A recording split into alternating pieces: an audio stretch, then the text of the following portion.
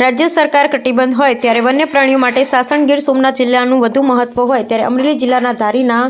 Safari પાર્કમાં પર્યટકોની સુખ સુવિધાઓ વધારી 21 કરોડ જેવી રકમથી સફારી પાર્કને વધુ સજ્જ કરવામાં આવ્યું છે, જેનું લોકાર્પણ વન મંત્રી મુળુભાઈ બેરાના વરદ હસ્તે કરવામાં આવ્યું। ધારીના સફારી પાર્કમાં પર્યટકોને વધુને વધુ સુવિધાઓ પ્રાપ્ત થાય અને પ્રવાસન ક્ષેત્ર વિકસાવવામાં સરકારનું આગવું આયોજન ખરા અર્થમાં સાબિત કરવા અને જૂનાગઢ વુલ્ફ બ્રીડિંગ સેન્ટર ખાતેથી વન્ય પ્રાણી વરુઓ સફારી પાર્કમાં લવાય તે નામ શેષ થતાં વરુને વનમંત્રી મુળુભાઈ બેરાએ કુદરતના ખોળે ખુલ્લા મૂક્યા હતા।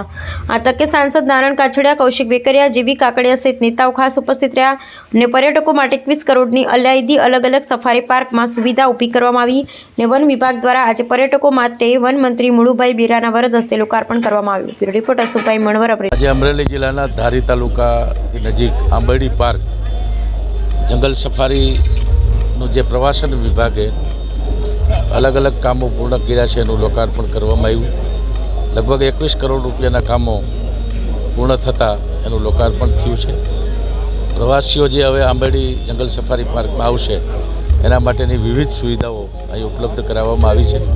આજે અહીંના બધા જ સ્થાનિક આગેવાનો, માન્ય સાંસદ સભ્યશ્રી, ધારાસભ્યશ્રીઓ, નાયબ મુખ્ય દંડકશ્રી અને જિલ્લા પંચાયતના પ્રમુખ, તાલુકા પંચાયત, જિલ્લા પંચાયતના હોદ્દેદારો અને સંગઠનના હોદ્દેદારો ને અહીંયા વિશાળ સંખ્યામાં ઉપસ્થિત લોકોની હાજરીમાં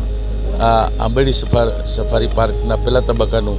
જે કામ પૂર્ણ થયું છે એને હમણાં આજે એનું લોકાર્પણ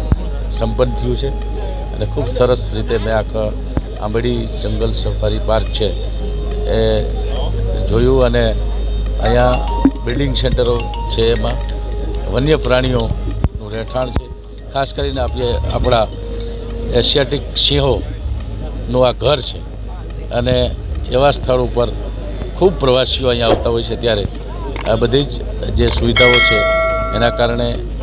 પ્રવાસીઓનું આકર્ષણ હવે આવનારા દિવસોમાં વધશે